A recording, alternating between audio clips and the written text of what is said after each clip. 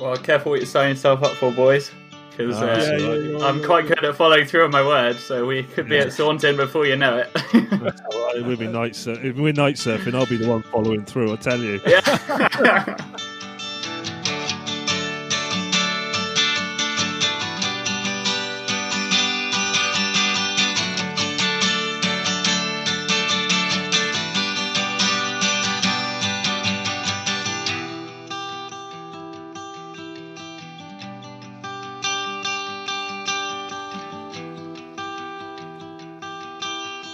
Hello and welcome to the UK Surf Show. I am your host Pete. And I'm Leighton. On today's episode we speak to Lloyd Scott, aka Night Surfer UK. The night surfer. The guy goes surfing at night. He's insane. He's got this massive 7,000 lumen high-powered torch that lights up. Well, it makes it like daylight. But the point lights up the UK when he goes up. The point is, he's still surfing at night. Yeah, it's absolutely crazy. But like I say in the podcast, I thought he was crazy first of all, and then he mentioned in one of his YouTube videos, you can now surf at night after work in the winter.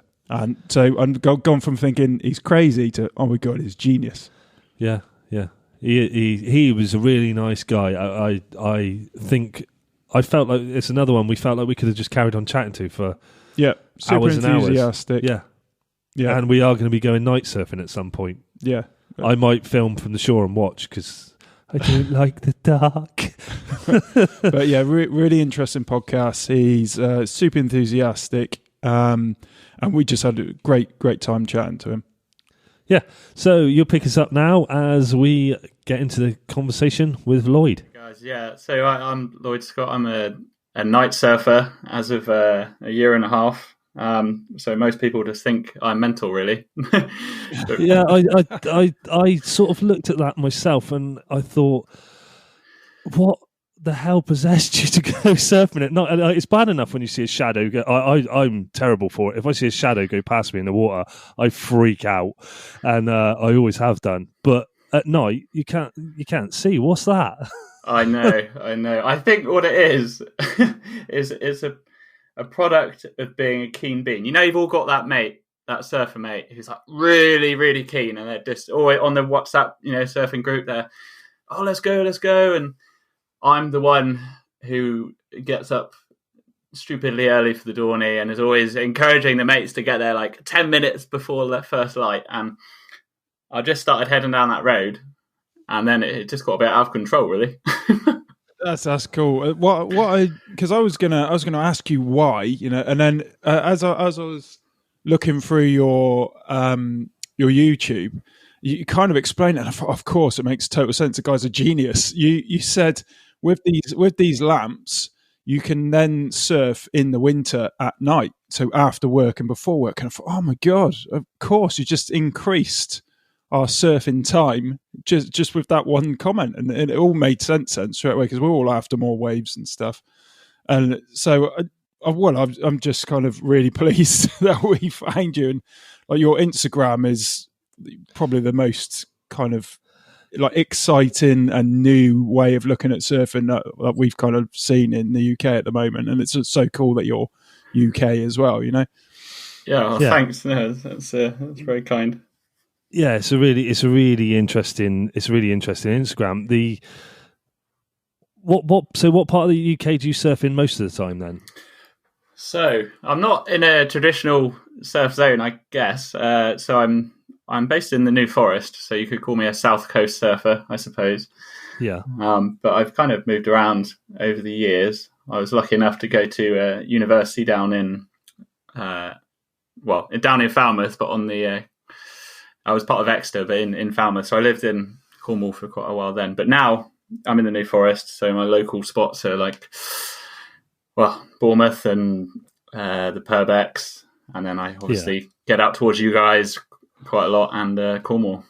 Yeah. I saw some of your YouTube ones of you camping out in your van in a secret spot that everyone knew about, which made me laugh. That often makes me laugh now. I think there's I've been chatting to a few different people lately, and there seems to be a general consensus of how surfing's changing and how it's evolving into a better way, where it's not so many people that are so angry and so aggressive about surfing anymore. There seems to be a lot more people involved in it that seem to be a lot cooler, and I think that revolves from what I saw on from what I saw on your YouTube with I'm as I said, I'm staying in a secret spot that everyone knows about. I think that's one of those things now where everyone knows about secret spots, yet the people that use them still maintain this thing that they're an amazing secret. I mean, like with Google Maps and everything, you can't keep anything a secret anymore. No.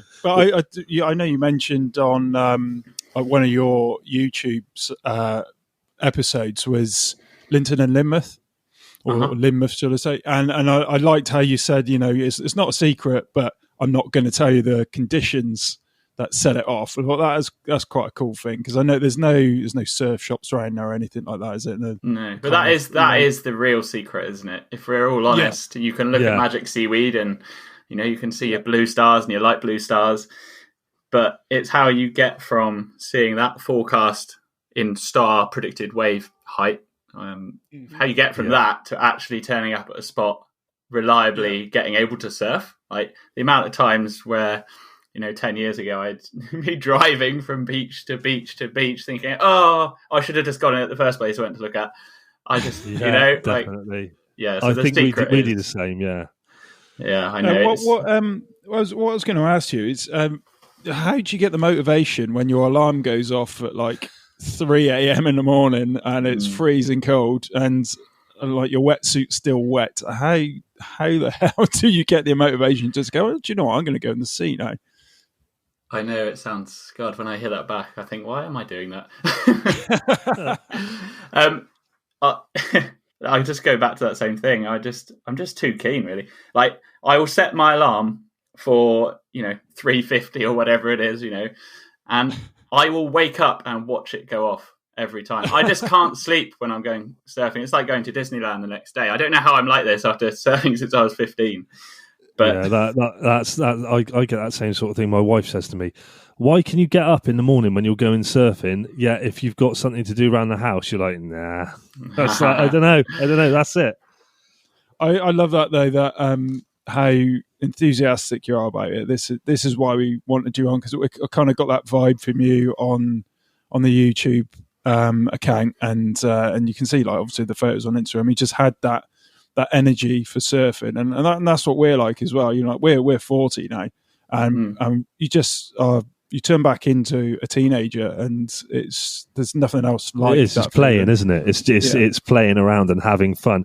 What's your sort of what you like before and after a surf? Did you find there's a massive difference in yourself mentally and, well, obviously physically? All of us are knackered afterwards normally, but mentally, is there a difference? Yeah, before and after. I mean, I agree with what you said. I think it was when you're talking to Yogor, he was saying, or you guys were saying about having the fast-paced music on the way to the beach, and I'm definitely that kind of guy. Like, oh yeah, let's go, and I get there straight in, rush, get the key locked away, and then as soon as you get out, I'm like riding a high after I get out. I must be unbearable to my friends. I mean, that's the thing, isn't it? I know. And then you're on a high, and then as you start to drive back, it all starts to settle in. The salt's drying on your face, and it's kind of getting in your eyes, and it just peace.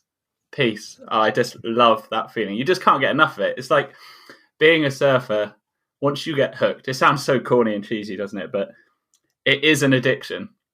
And it's the healthiest addiction, provided you have some balance in your family life. It is so healthy because you just, you're doing exercise, you're out there in nature, and it just, you just can't beat it. It's everyone gets that. Everyone gets that same. It's that same expression that everyone gets when you try and explain what it feels like when you finally push through after years of trying, or getting out past the white water into out to the back, and that feeling of just waiting and the feeling in between, and everyone makes the same noise, and you go, explain it, and they all go, it's just like, it's just that's it. There are no words for it. I think it's it's just incredible. What's your go-to board at the moment then? When you're surfing, what's your sort of favourite sort of board to surf? So I'm quite lucky to have a fairly decent quiver of boards, but I tend to kind of stick to 3, which I heard you guys saying. I totally agree with that. 2, and then a third's an option. So my main board that I will night surf with, and if the waves have got enough power, I'll probably go in on my Firewire Evo. It's it's a short board. It's about 5'11". It's just really quite a lot of volume. I surf a lot more volume than people would expect. So I'm like 13 stone, and my board, for a short board, it's got like 41 litres of volume, which is quite big. But like, if you can't catch the waves, you can't ride them. And I see many people down the beach, like struggling like crazy, trying to get into these waves, with poor technique and just thrashing around, getting absolutely knackered. And then I just think, well, just have a few more litres in your board. You're still going to get out back. You're still going to duck dive it, get into the waves, and do this. That's how you're going to improve, is actually surfing the waves. So I kind of go on a bit more volume, which is fine. Is that the board that is in your videos, and it has like kind of flute shapes out at the bottom as well? I've seen you carrying it in, and it's a really strange looking board, isn't it? It's got like looks a little bit like a humpback whale kind of shape to the front of it. It looks kind of cool, and it's kind of cool. I don't think it's a looker. I think it's a bit strange, and I was really skeptical when I was like, oh, is this going to work? It's kind of weird. But once you surf one of those boards, they're just so fast. You can get out of trouble so quickly. Like if you're caught behind a section, and you can just, a few pumps, and you can get around it. They really are great for that. Did you try it before you bought it, or is it you just took a punt and go, I'm going to go for that? I did kind of take a punt. I did. I don't know whether I got sucked into that salesman pitch of, it'll change your life, man. It's going to be the best board ever. And I'm like, I want my life to change, and then hand over the money. But genuinely, it is a great board. It is a great board. The rails are quite fat on the back. So if you get into really steep waves, it's not the best in that situation. But in the UK, we're not getting into that situation too often. No. What was your other board you go? So you said that was your main go-to board. Yeah, so I've got a longboard, like a 9-foot longboard that I go to. That it's just when the waves, just down at like Westwood Hoe or Saunton. Yeah, I just want more of a chilled surf. I'll go out on a longboard and just stroke around. I just enjoy the freedom about it, like stroke really fast. Yeah, that's it, isn't it, on a longboard? And you got your new board, which I saw on Instagram as well. That's beautiful. Is that a sponsorship you've now received? I don't know if I go quite as far as a sponsorship, but I know a few people in the surf industry, and this guy called Ollie Ravi works for RRD, which is Roberto Ricci Designs, and they're not really like a big surf brand in the UK, but they are elsewhere, and basically they've got boards that are shaped by a South African shaper called Ian Armstrong, and he was like, I want you to kind of help push these boards. So I was like, yes. I snapped his hand off.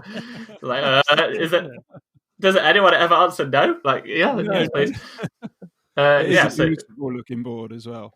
I know, and I haven't got a mid-length single fin, so I'm looking forward to that first wave where you slip in and you're like, what's it going to do? And it's going to be great. I'm really really excited. So definitely let us know how that thing goes. No, I will. Yeah, that's well, and going back, your torch that you use at night. Yeah, the other kit that the other kit that the night surfer uses is a torch which let's just call it the Daymaker, shall we? Because it's ridiculous. What is it? I think I saw you say it's 7,000 lumens. Is it? Yeah, it is like having a pocket sun. It is mad. It is. Yeah. I mean, it is purpose designed, this light, for night surfing, and it's kind of a weird situation. Like how I actually got into all this night surfing, it's not something you can just start doing. I mean, there's quite a few people who have stayed in late at a session and got out, and it's basically night. But really, the kind of night surfing that I'm able to do with this lamp is where there's no light. So yeah. I honestly think it's going to be a purchase that we're going to make for the winter, because when the nights draw in and you see it's good surf in the day and you're working, and if it was the summer, you'd normally shoot down after work. And that's always really frustrating. And you kind of, if you've got a decent wetsuit, then you're not really that worried about the cold. But it's obviously the light. So now, like, I've seen that working. It's like, oh my God, what a great product. That's just going to be like a game changer for us. Yeah. Yeah, no, it is great. So the company that makes it, they're called Black Swan, and they're like a French company. And the guy who runs it, it's kind of like a part-time thing for him, and he's made this incredible product. I mean, the quality of it is almost too good, to be honest. But it does make the lamp quite expensive, which is the kind of the drawback. So they're kind of at that bottom of the curve, the economies of scale. So when it kind of takes off, they'll be able to cut the price right down. But it's kind of, so I think they're looking for investment at the moment. But it's a very exciting prospect for all those UK surfers out there who are like frustrated at 4:30, and it's already dark and they haven't even left their desk yet. And thinking, oh God, the surf's so good, but well, that's like I put on the Instagram the other day. How far are you willing to go to get a solo session? It's that extreme of it, isn't it? And that thing I saw you put as well. It's liquid cooled, is it? Yeah. So when you're getting, because 7,000 lumens is the equivalent of basically having a Mercedes-Benz shining its lights at you. So it's having two of those on your head. It produces so much heat when you have that much power running through kind of LEDs. You need to cool it more than just having, it dip into the water occasionally. So it has a liquid kind of cooling system that runs into the battery, and it pumps fluid kind of back through the back of the light just to cool it all down, which is what allows it to run at such a kind of a high power.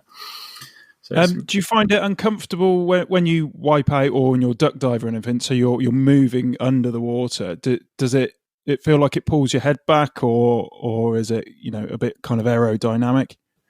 Yeah, so you do feel it on your body. It does highlight when you start doing it. It does highlight some strength weaknesses, I would say. So if I don't know, like if you see people surfing like day to day, there are those people who can paddle around and their back is arched up really high, and they've obviously got like really strong paddling like position. They can really get into waves easily. No one likes those people. I know, and you think, oh God, person paddle around me 10 times before they go for that wave. Yeah, you see them 2 strokes and they're up and moving, and you're like, oh God. Exactly. And then on the other scale, you've got those people that look like a plank of wood, like lying with their face nearly on the board trying to paddle. You surf with us then, have you? Was that you down at Westwood? I thought. Yeah, that was it. Yeah. Face down on the board, paddling like a madman. So when you put this, because you wear like a neoprene kind of, it's kind of a backpack almost, but it's kind of a neoprene fitted sling that you have on your back with the battery in it, and that weighs almost 2 kilograms. So when you think you're lying on the board and you've got that between your shoulder blades, you're essentially arching that extra 2 kilograms as well. So you do need to have some good core strength to kind of be efficient. So that's why a bit more foam, a bit more float in your boat is helpful. Yeah, that makes perfect sense as well. Do you do some kind of fitness then to kind of help with that? Like on your downtime or when the surf's bad, do you kind of work out to help you cope with that? If my friends listen to this, they'll be like, no, he doesn't do anything. I mean, I generally I keep an okay fitness, but you can, swimming's really good, but I'm just not a big swimmer. Ironically, I'm actually quite a bad swimmer. I just can't get the breathing right for the front crawl. It's laughable, really. Same with me. Like I'm a terrible swimmer. Pete's a really good swimmer. I swim depth, so not length. Just found me on the bottom of the pool most of the time. Help. Yeah, no, I find swimming helps massively. I mean, I've swam since I was little, but recently, especially with surfing more, get back into swimming, and I find it helps massively. And I'm not great with the breathing on it, but I can't do the which way can't I turn? You're supposed to on the front crawl, you go like 3 strokes and your head goes one way and then the other way. I can't do it, so I go 2-4-2-4 and just keep to my left side, I think, looking up, because I can't do it the other way because I go 2-3 drowning. That's it. That's pretty much the way it goes. But Yeah, I don't think a lot of people that surf train as much as they either should or could. I think that's a common. I think a lot of people think the surfing is the training.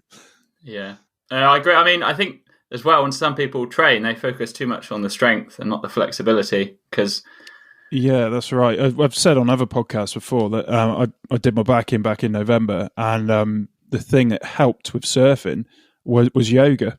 Ironically, it's definitely that flexibility. Like you said, with that arch in your back, that is something that doesn't come naturally to most people. You've really got to try because obviously the higher your arch, the easier it is for you to paddle. And like you said, it just improves your paddle, and then that's going to increase your speed, and then your wave count will go up if you're paddling strong. So it's all kind of linked, isn't it? But yoga really helped with that. And like it stopped the pain in the water on my back and things like that.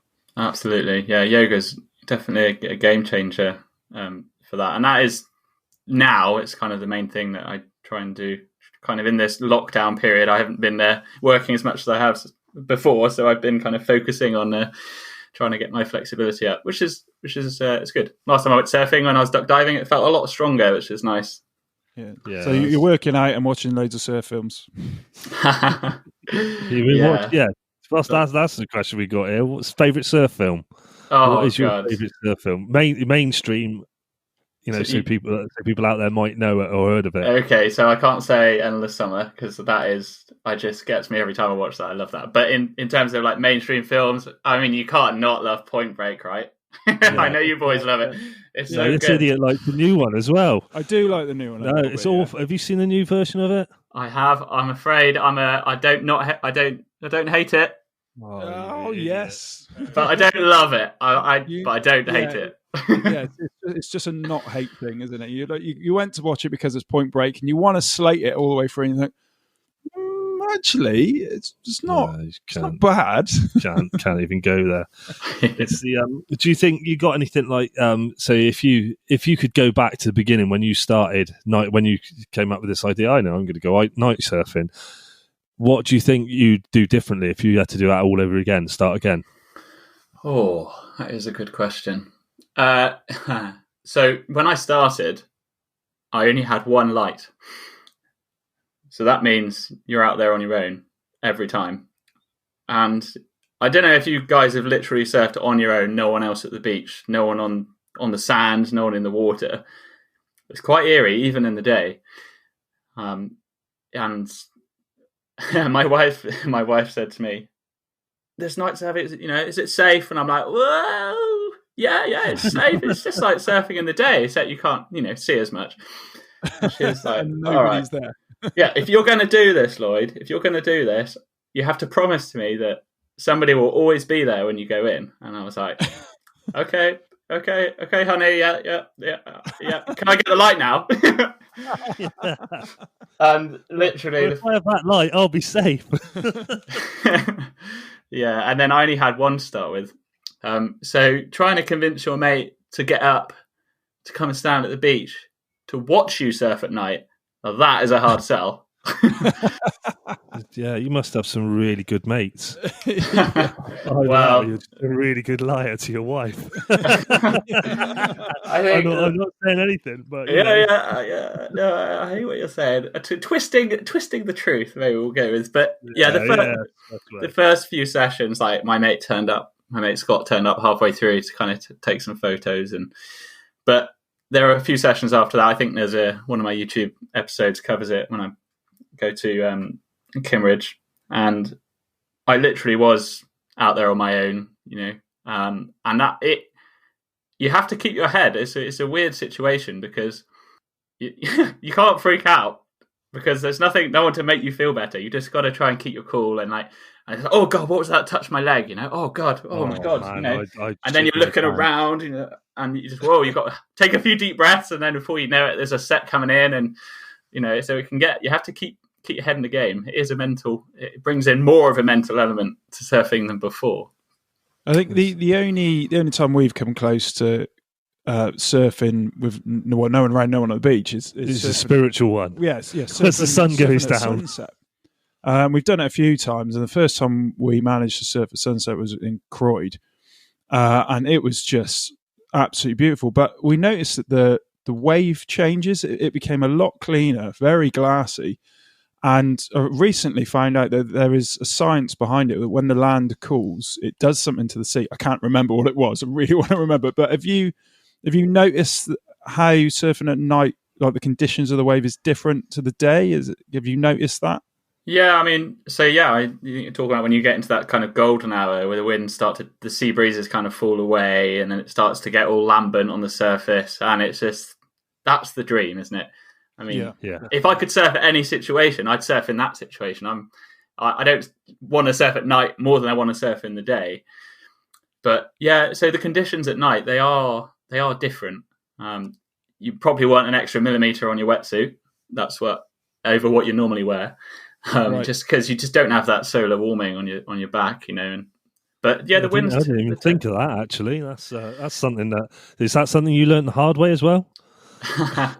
Yeah, so yeah, it is a bit, but I'm quite lucky really. Because I surf a 4.3 like all through winter, and that I got a mate sat next to me that surfed that through summer as well until last week. Yeah, until last week. Yeah.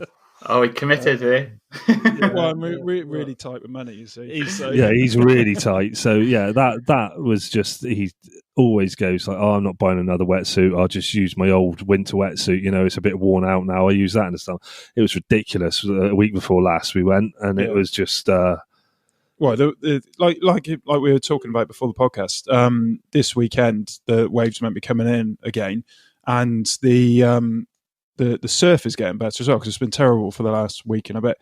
But was it 2 weeks ago, 3 weeks ago, was the last decent few days of really good surf, and it was really hot as well. And we went, and it was, I just no way I could wear a wetsuit like that, like a 5 mil wetsuit. Oh, yeah, you must have been very hot faced through that session. I wore a triathlon swimsuit in the end, because I just couldn't have. I don't think I could have got into my wetsuit because I've swollen up so much from the heat. Yeah, I went and bought a new one. As I said before, but it was definitely well worth the money just for that summer use of it. And as we've always done the same thing, because it's only in the last sort of 5 years or so we've become really serious about surfing, and we've always just gone, and it was something we did. It was just down the road, and it didn't take long to get there, and we'd go, and if it was someone's birthday or we were having a fun time, it'd be something like that. As I was saying, the suit made a hell of a difference. So I noticed paddling even more so in a thinner suit, but that always having to think about adding an extra bit for the night surfing, that's something I've never even considered. Yeah, I mean, as well as like adding that extra millimeter, you're also wearing a helmet, which the majority of people don't surf with helmets, so you have to get used to wearing a helmet as well. And then in the winter, you're wearing a hood and then a helmet on the hood, and then hope everyone listening to this is wearing earplugs because they need to be. And so you end up like, God, you're insulated from all these layers. It's a shame we have to be that way in the UK, but it's a small price to pay to get in the water. Well, I did notice on one of your episodes all the kit that you were putting on, like the helmet and all as well. So I suppose helmets now are mainly for big wave surfers, aren't they? Is that where you're buying them from like a company that would sell them to big wave surfers, or? So yeah, actually, they're Cornish made. They're mainly kind of the wind sports where they're moving quicker, they're up riding more, and there's higher impacts and more likely. So Gecko headgear is where they actually gave me a couple of helmets for the channel, which was very nice of them. Thank you. But they're based in Bude. But they're really light. They're very light because they're not like a bicycle helmet that has the thickness. They're literally just a shell, but they've got like an inflatable liner inside, so it fits tight to your head. And it absolutely has to be tight to your head because you've got this quite substantial kind of lamp attached to that. You really need it to be like a really good fit. And that clips around your chin as like a normal helmet would. And yeah, that's it. Yeah, around the chin, and then just a few inflates on their little bladder that's inside it, and then it tightens up quite nicely.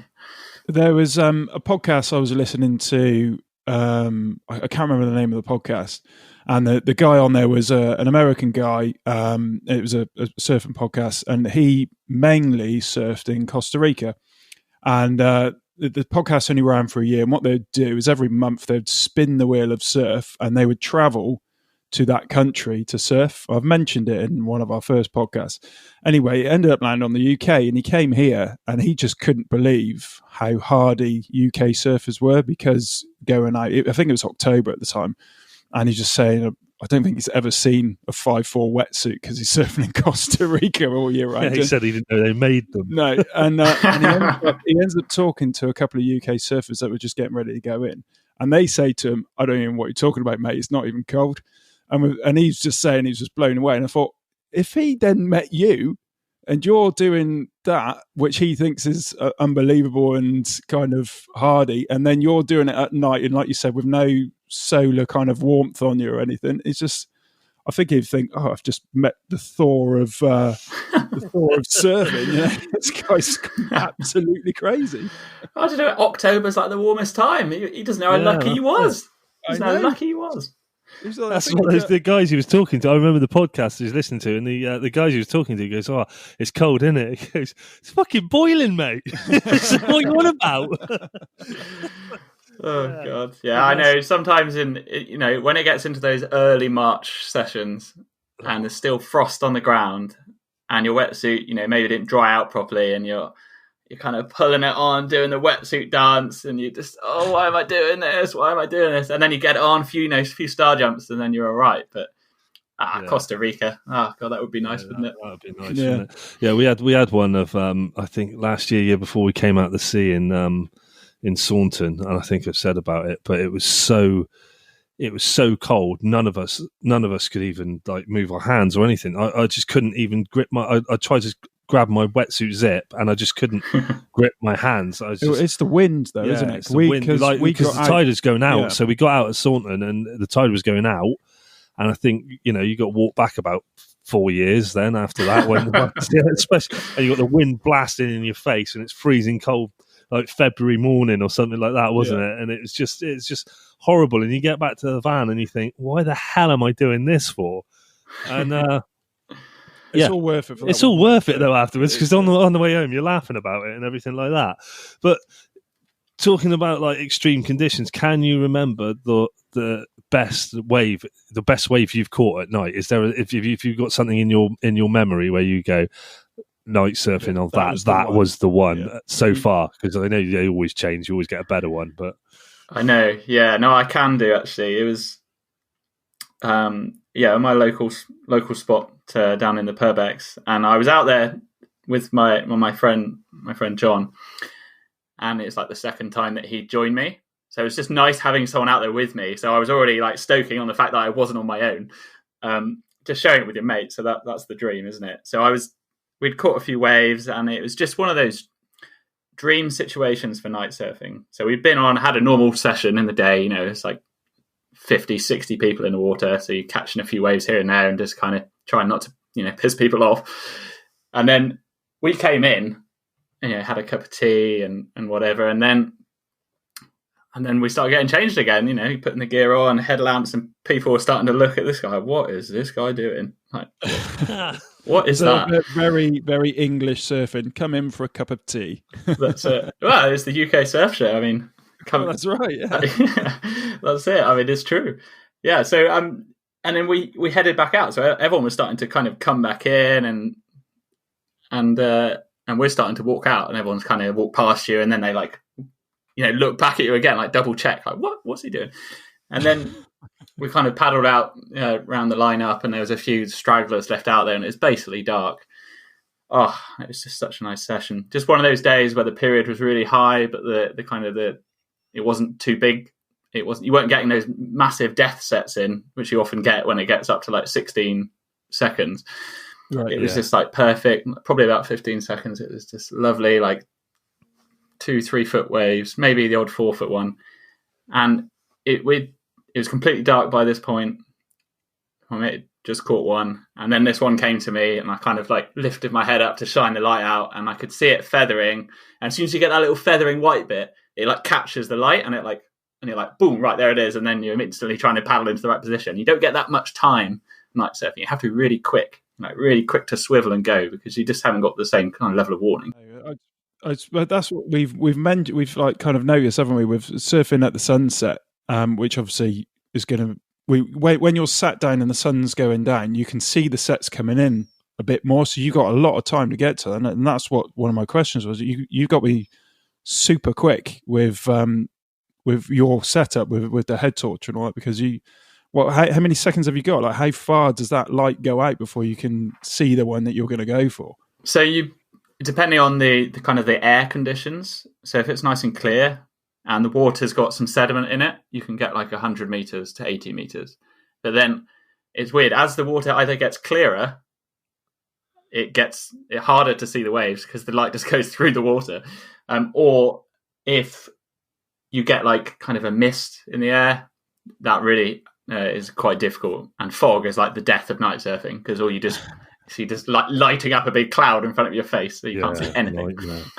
So on that night, then you were in those good perfect conditions. Yeah. What was that wave? Oh, and it just saw it feather in quickly, like shifted across quickly. Oh God, I've got to get this one. And I just a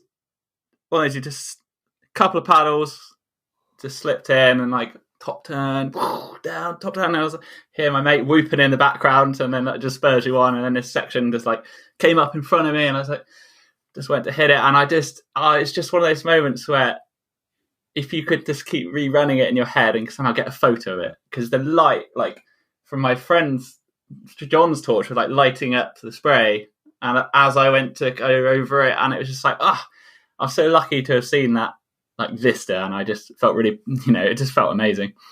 And then paddling back out, woo, sick, man. That's the thing I love. Yeah, we are. We're sat here smiling, listening to you explain that. That's what we want to give from the podcast. That feeling of like that feeling you get. It's the enthusiasm, the smiling, the whole time you're out there, just grinning from ear to ear.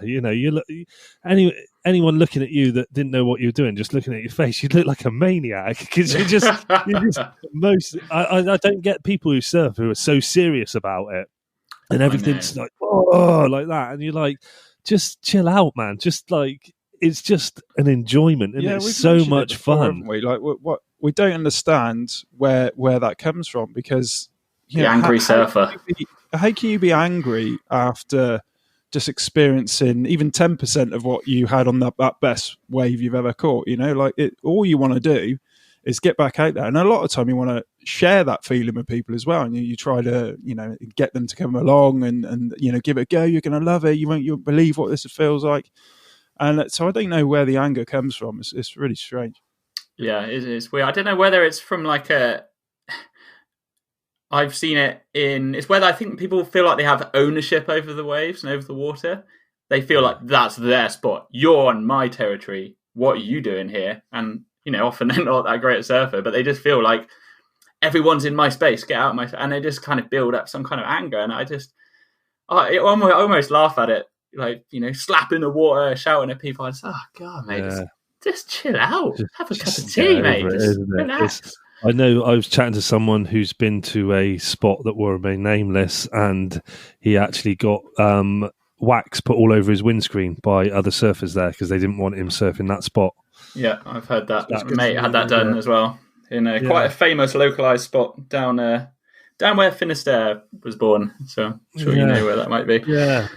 So there's lots. But on your best wave at night, have you had a really scary wipeout at night? Have you because I imagine that could be a different kettle of fish altogether, like. Yeah. Wiping out at the night when you're relying on your light first of all, so all types of stuff can go on. I mean, we were at Putsborough, my leash broke, and I had to swim right the way from out there. And it was a big day, and I had to swim all the way back in. And I imagine something like that happening at night, and it's petrifying. It's not a situation you want. So the leash snapping situation, that is one of my kind of worst fears. I really do not want that to happen, to the point where. The tag that attaches your leash to the board. So I have two on there at all times. I have like a backup one. So they're all both connected, and I've got a fail safe there. And now I didn't start with, but I've started surfing with a little lume cube, which is like a kind of a 1,000 lumen little tiny light that I can fix to the back of my board. So that's like a backup light. Not that the main light is likely to go wrong, because it shouldn't. Yeah. But let's say it got detached from my helmet somehow. Maybe I hit a rock and it came off. At least I had some light.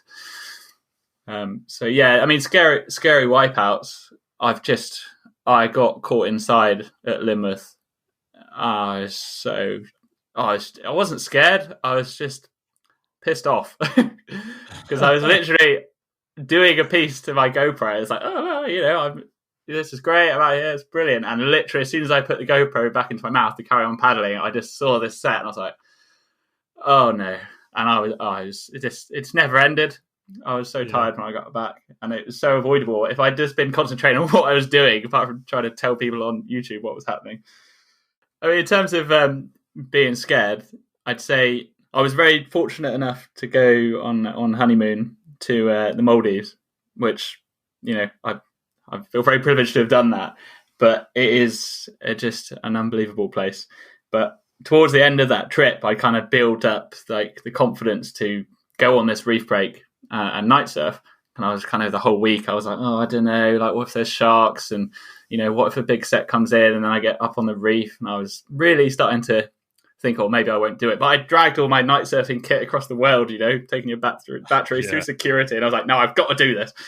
Anyway, so I had the most incredible session, and it was a very surreal situation because that day, Barton Lynch, the 1989 world champ, he was at that hotel, and he had talked to me earlier in the day, and I kind of went in as he got out. He got out the session, and there was no one in, and I got in for my sunset session that turned into a night session, and he just got out and walked all the way back round. And then started talking to my wife and like quizzing her about what the hell was this guy doing. Oh, wow. That's amazing. And she was like trying to get photos, and she didn't really know who she was talking to. That's probably the best way, though, isn't it? Sometimes, Yeah, definitely. But on that session, I had a great session, but what I had feared happened, which was this reef shark came past me at like quite a rate of knots, and my heart just sank, and I was like, oh god, oh my god, what do I do? Like, just stay here. And I had to like just tell myself not to freak out. Like, it's only a reef shark, it's not going to do anything, don't worry. Like, well, it's at night as well, isn't it? You know what it's like when you walk around your house at night and there's like a weird noise. Everything is worse. So I can't even imagine how scary that would have been. Yeah, I mean, I was like that when I was a kid, like coming in from the garden at night, I'd like last few steps into the door, I'd like do a bit quicker, feel like someone's behind you. Somebody's behind me. I know, yeah. So it's not like I'm not scared of the dark or anything. So I kind of managed to recoup my concentration after seeing that shark. But the lights they kind of attract wildlife. So when I was surfing with John again in the Purbex, a conger eel swam into him when we were on the surface.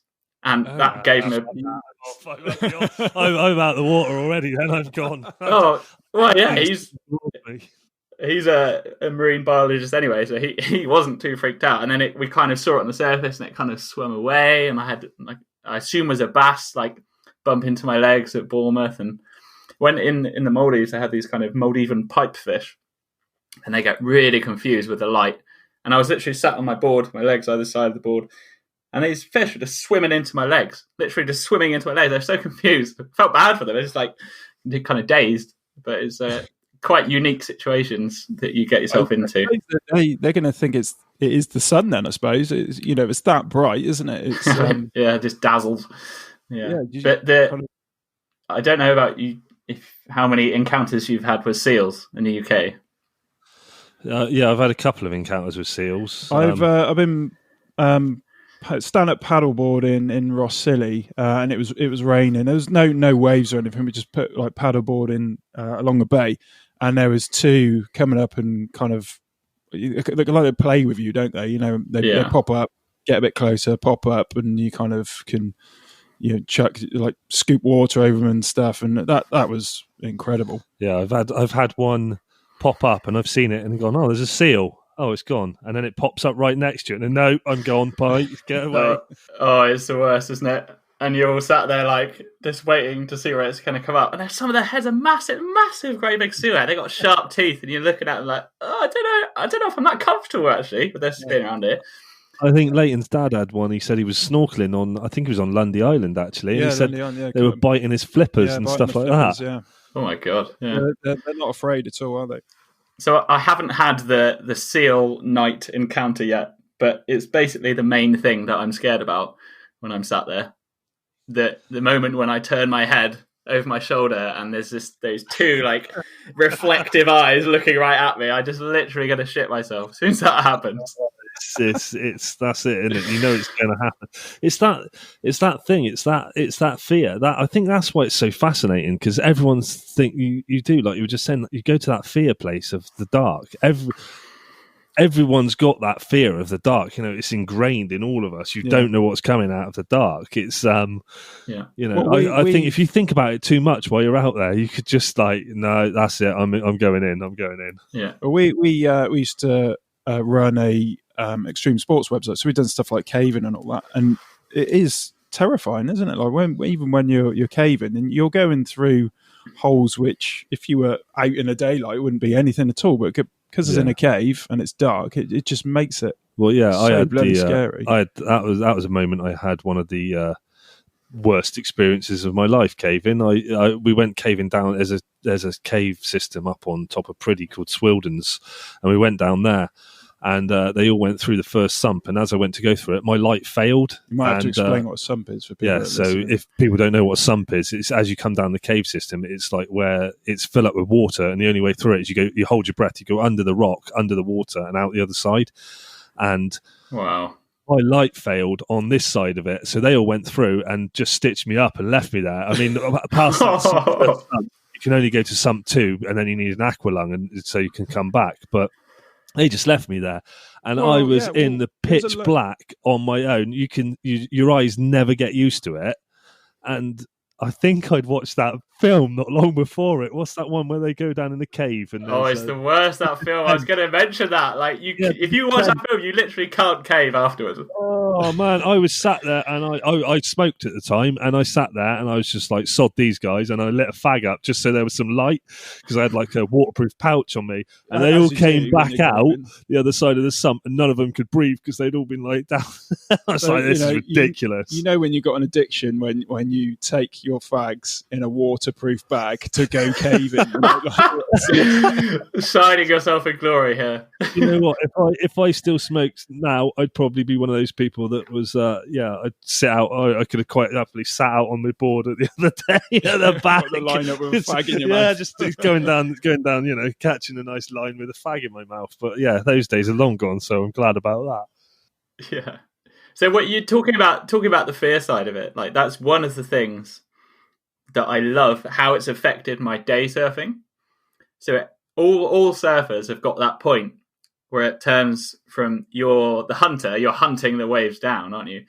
You turn into the hunted, and you feel like these waves are here to get me.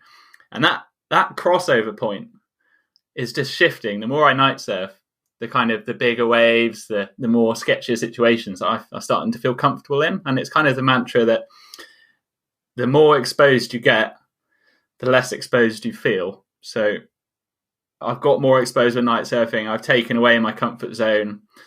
And now when I go into big surf in the day, or big for me, it doesn't faze me as much. So, and it's a lovely position to be in when you're pretty sure. You look at the forecast and you think, yeah, I'm going to be okay today. You know, it's just my arms that will let me down, not my balls. Yeah, that's a nice place to be. I think we've gone to that point where we've started to become too picky. We used to go for anything, like, you know, if there was you know, ripple, if someone farted in Croyd, we'd be down trying to surf that, you know. But we've got to the point now we're not going unless, I think we're not going enough now, because we don't go unless the conditions look like they're going to be really good, or, you know, good enough to. And there was times we used to go and we used to have great fun, just having a laugh and just surfing anything we could, basically. Yeah. Well, I think now we've spoken to you, Lloyd, that with the head torch thing, I'm definitely going to look into it, Yeah, that's something I think. I think we might have to come on a night surf session. You might have 2 more people to look out for you on a night surf session soon. Well, careful what you're signing yourself up for, boys, because I'm quite good at following through on my word. So we could be at Saunton before you know it. It will be night surfing. If we're night surfing, I'll be the one following through. I tell you. Yeah.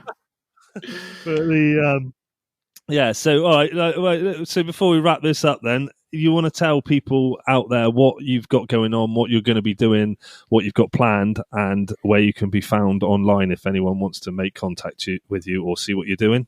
Oh yeah, cheers guys. Yeah, so I'm just going to continue my night surfing and see where I can take it. Really, I'm doing it for myself. I'm not doing it to kind of get recognition, although that's nice. But so I'm just looking to night surf into more interesting places, get onto a few kind of more reef breaks, and really try and take advantage of that.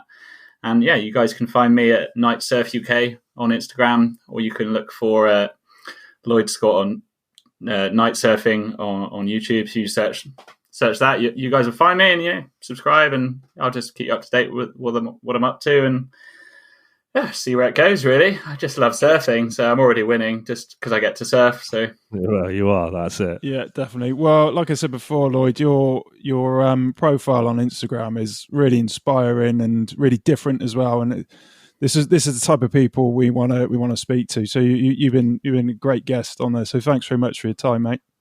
No worries. I absolutely love what you're doing with this UK Surf Show. So keep up the great work, and hopefully everyone will spread the word. Before long, you're going to have a massive audience, I'm sure. So cheers, boys. Thanks, Lloyd, for that. That was a really good podcast. We really enjoyed that one. Yeah, some amazing information there, and just his whole attitude towards surfing and the surf community is just. He was just a nice guy. Yeah, his energy, he was full of energy, wasn't he? That's what he's got a really nice, a real nice energy, real mellow, just a happy guy, just happy to be surfing when he can and wherever he can. And still excited about surfing, which is great.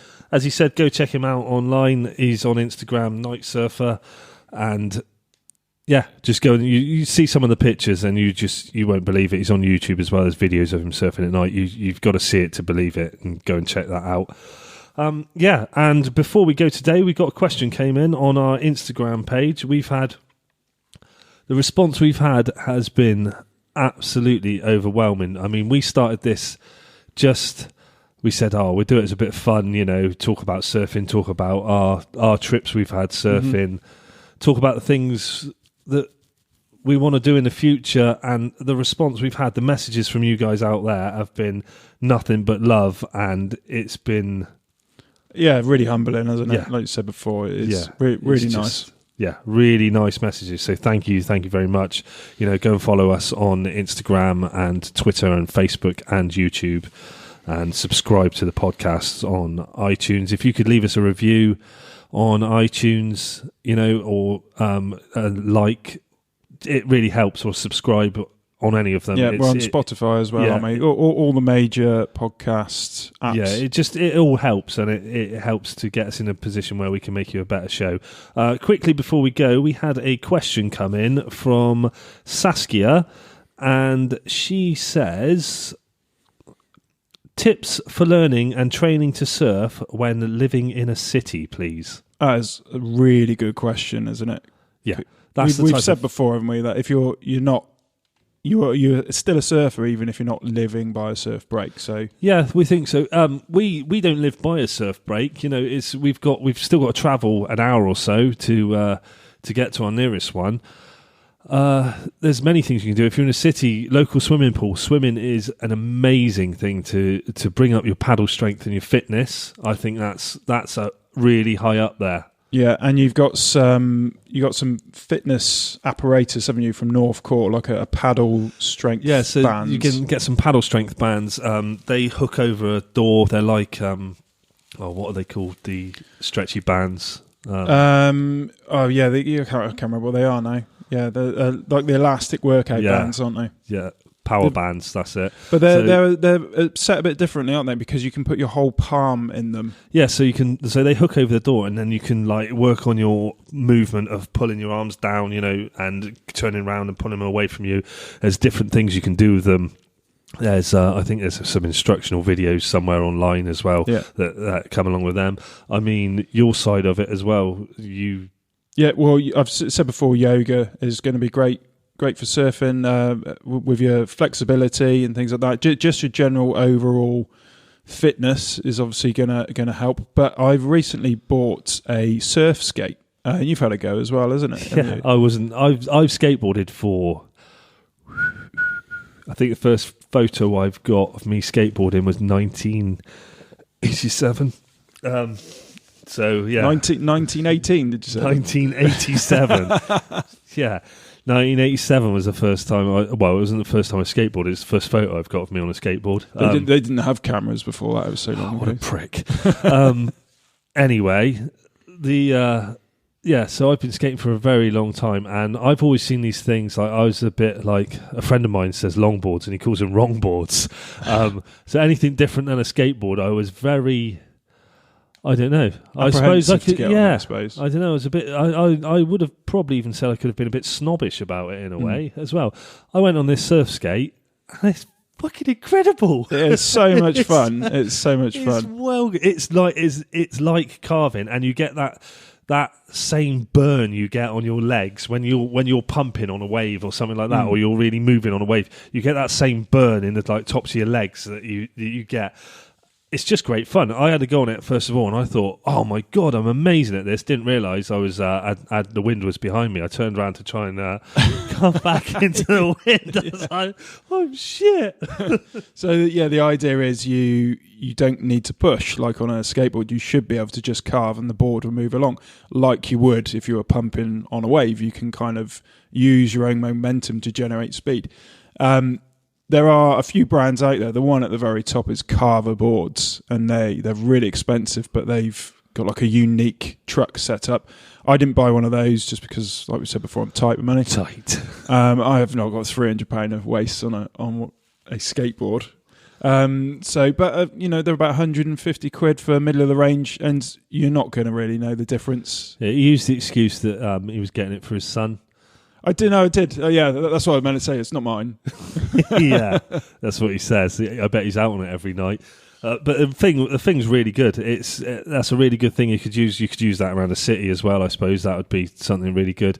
And I think if you're not going as much as you'd like, your general exercises, your press ups, your sit ups, your body weight, you want to be just trying to strengthen your upper body and your core. Yeah. So planking and stuff like that, stuff that you're gonna use. If you look online, there is so much information about training for surfing. If you really want to get into it, there are actually surf fitness classes now. There is a couple of people I follow on Instagram. They actually, over the lockdown period, because of people haven't been able to go out surfing, they've been doing a surf fitness class, live surf fitness class. So it's not just because you live in a city; it doesn't mean that that's it. You can't even prepare for surf. So you just need to be kind of a bit ingenious with it, I think. Yeah. So I hope that answers your question. Join us next time, and we don't know what we'd be talking about yet. Something. I don't know. We've got there's a few people lined up. There's one that we really want to do with a friend of ours, isn't there? And yeah, we've got a friend. We're going to do one with a friend of ours.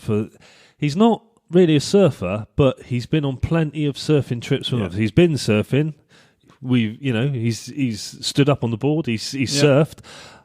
We want to talk with him more about the trips, because he remembers stuff from surfing trips we went on. As we said, we used to use it years ago as, we're going surfing for, say, my birthday in January or Leighton's birthday in November, and we'd go down to somewhere like Newquay or somewhere like Woolacombe or all these different places, and we used to make it an occasion. So we'd go out for the weekend and we'd go surfing as well, or we'd do other things in our younger days, like get random tattoos. Not as bad as a friend of mine who's got tattoos of all the dates he went on holiday. Talk about that at some point. Why? Madness. Why is that? Why has he got I was chatting to him one day and I said, what was those dates? And I was thinking he's going to say, oh, like, you know, this is when my dad died or something like that. He goes, oh, it's my holidays, isn't it? And I was like, what do you mean it's your holidays? And he's like, oh, it's like, we did it first time for a laugh. Like, it was like Magaluf something or other with a date under it. And he said, and then it just carried on. That's mental. So, yeah, he's got stories of things we can't remember or we'll deny. We wanted a podcast just to say that it's the surf trips aren't always about just the surfing. It's about being with your mates. It's about these are good times. Yes. Yeah. Yes. The times you're going to remember forever. Yeah. The things that you're just going to, that you look back on them, they're the memories that do you remember the time so and so? And you're just laughing. And we talk about those times a lot. So. Yeah, we reminisce all the time. Yeah. We live in the now, man. Yeah. so that's going to be that's coming up. Yeah. So thanks a lot. Hope you enjoyed today's show. Don't forget to, as we said, like and subscribe. Find us on YouTube. Find us on Instagram. Just surf the UK Surf Show. So all that's left to say is goodbye. See you later.